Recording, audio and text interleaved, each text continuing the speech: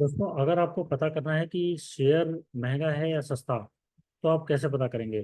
अगर आपको ये पता करना है कि शेयर अपने फेयर वैल्यूएशन पे है या ओवर वैल्यूएशन पे है या अंडर वैल्यूएशन पे है, तो ये आप कैसे पता कर सकते हैं?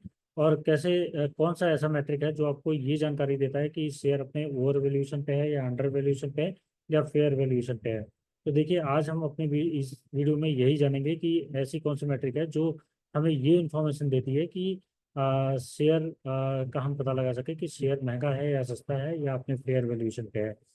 तो आइए, बने रहिए मेरे इस वीडियो में, हम जानते हैं इस वीडियो में। देखिए दोस्तों, जो अ, आपको एक ऐसी मैट्रिक जो आपको ये बता सकती है कि शेयर महंगा है या सस्ता, वो है, उसे हम बोलते हैं बुक वैल्यू। तो बुक वैल्यू ऑफ शेयर ये जानना बेहद जरूरी है कि शेयर का बुक वैल्यू कितना है। बुक वैल्यू से हम बहुत कुछ चीज़ें पता कर सकते हैं कि बुक वैल्यू से हम पता कर सकते हैं कि शेयर अपने वैल्यूएशन पे है या शेयर उससे ओवर वैल्यूएशन पे है या अंडर वैल्यूएशन पे है। बुक वैल्यू हमें ये भी देता है, बुक वैल्यू हमें ये भी जानकारी देता है कि अभी जो शेयर का करंट प्राइस चल रहा है, उससे शेयर के करंट प्राइस से जो शेयर के पास एसेट्स हैं, टोटल एसेट्स हैं, वो कितनी है। क्या वो अपने करंट प्राइस से बहुत कम है उसके कंपैरिजन में, या उससे अपने करंट प्राइस के कंपैरिजन में ज़्यादा है। तो ये चीज़ें हम देख सकते हैं। तो आज हम ये बुक वैल्यू निकालने का तरीका बताएंगे, और हम ये जानेंगे कि बुक वैल्यू आपको शेयर का कैसे पता करना है, और कैसे हम ये पता कर सकते हैं कि शेयर ओवर वैल्यूड है या अंडर वैल्यूड है।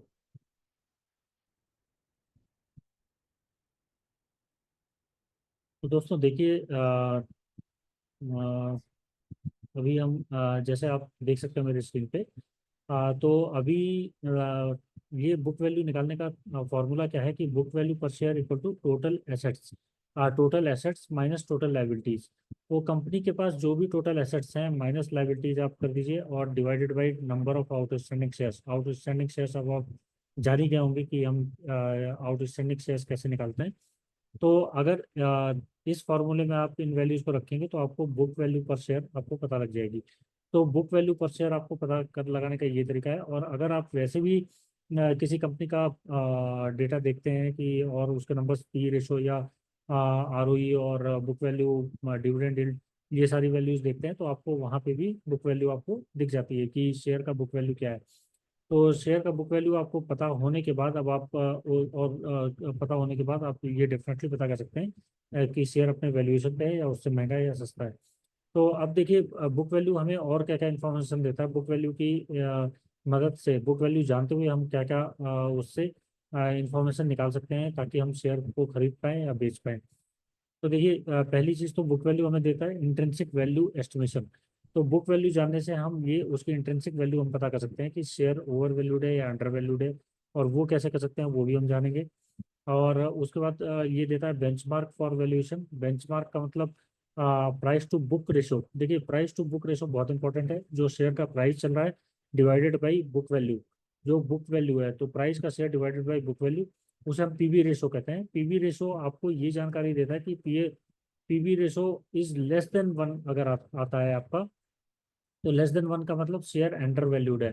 और पीवी रेशो, अगर अगर PV ratio greater than one है, तो ये इसका मतलब शेयर ओवर वैल्यूड है।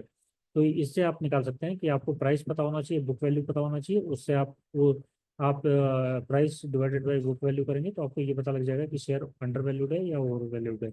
और फिर आता है कि फाइनेंशियल स्टेबिलिटी इंडिकेटर। ये हमें फाइनेंशियल स्टेबिलिटी इंडिकेटर भी देता है। अगर स्ट्रांग वैल्यू है किसी भी शेयर का, जो है स्ट्रांग बुक वैल्यू है, मतलब उसका प्राइस फॉर एग्जांपल 600 है और उसका बुक वैल्यू 800 है, तो ये स्ट्रांग बुक वैल्यू इंडिकेटर देता है। मतलब शेयर बहुत कम रिस्की है कि आपको शेयर, जब उसकी 800 रुपये बुक वैल्यू है और शेयर का प्राइस 600 चल रहा है, मतलब आपको शेयर खरीदने पे एक शेयर में पैसा तो आप 600 लगा रहे हैं, और आपको चीज़ जो मिल रही है वो 800 की मिल रही है। तो ये इंडिकेट करता है कि शेयर में स्ट्रांग वैल्यू है, और पर शेयर आपने ज़्यादा वैल्यू का सामान आपने खरीदा है। पे तो 600 के है, बट आपको चीज़ जो मिली है वो 800 की मिली है। और इसका मतलब ये भी होता है कि कंपनी के पास एनफ एसेट्स हैं, मतलब एसेट्स उसके पास इतने सारे हैं कि, और उसके पास लाइबिलिटीज जो है उसके कंपैरिजन में कम है।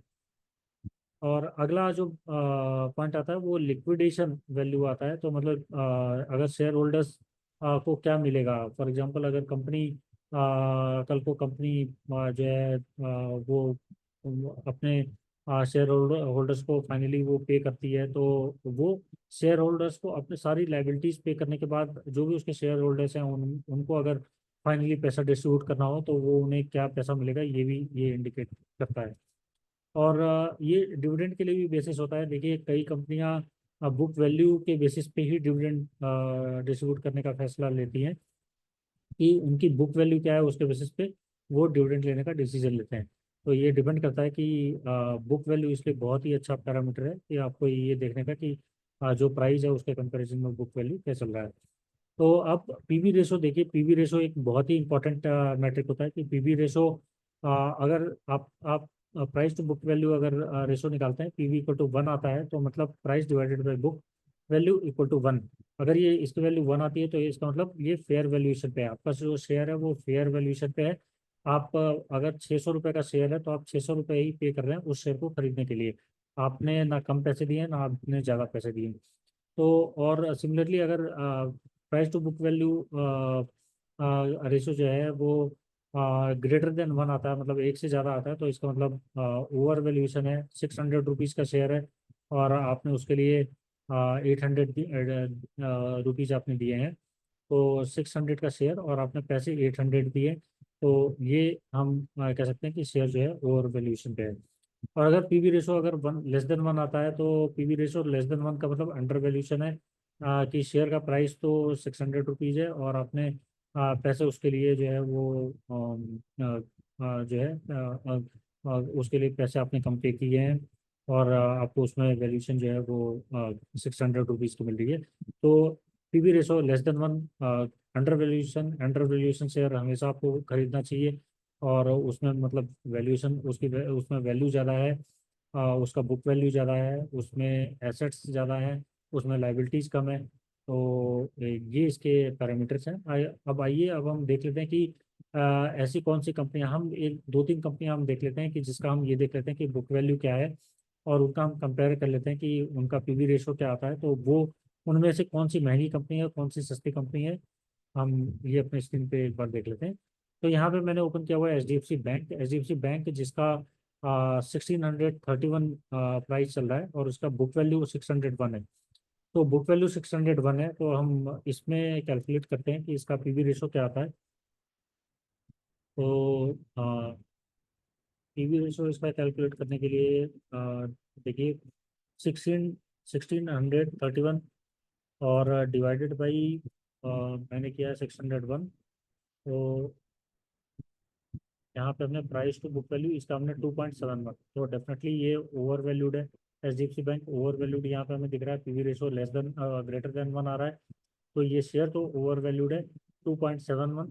तो उस हिसाब से आप देख सकते हैं। और अब एक और कंपनी का हम देख लेते हैं कि पीवी रेशो क्या आता है। तो ये है इन्फोसिस।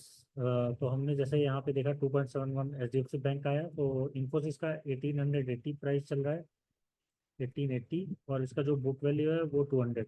तो डिवाइडेड बाई आप 200 करिए, तो आपको इसका जो बुक वैल्यू दिख रहा है 9.4, मतलब H D F C bank आपको बहुत सस्ता मिल रहा है इन कंपैरिजन ऑफ इन्फोसिस। तो इन्फोसिस का जो बुक वैल्यू निकल के आ रहा है, पीवी रेशो निकल के आ रहा है वो 9.4, और वहीं पीवी रेशो हमने देखा है H D F C bank का 2.1। तो आपको आप देख सकते हैं कि 4 गुना सस्ता आपको in H D F C bank मिल रहा है इन्फोसिस से। और वहीं हम एक ऐसी कंपनी लेते हैं जिसका बुक वैल्यू जो है वो पीवी रेशो जो है वो < 1 आता है। तो मैंने ये कंपनी खोली है ट्राइजन टेक्नोलॉजीज लिमिटेड। तो यहाँ इसका प्राइस हम देख सकते हैं 123 और बुक वैल्यू 228। तो वहीं अगर आप इसका पीवी रेशो निकालेंगे तो 123 डिवाइडेड बाई 228, तो ये आपको 0.5394। तो आपने देखा कि इसमें जो पीवी रेशो निकल के आया है वो < 1 है। तो ये आपको इसमें मतलब एसेट्स ज़्यादा हैं, इसका बुक वैल्यू ज़्यादा है, बुक वैल्यू ज़्यादा है। 123 रुपये का शेयर प्राइस है और आपको उसमें चीज़ मिल रही है 228 रुपये की। तो मैं आशा करता हूँ कि आपको आज का ये बुक वैल्यू कॉन्सेप्ट समझ में आ गया होगा। तो इस कॉन्सेप्ट को आप अप्लाई कर सकते हैं किसी भी शेयर को खरीदने में। इस वीडियो में इतना ही, और इंटरेस्टिंग वीडियोज आपके लिए आते रहेंगे। तब तक के लिए धन्यवाद।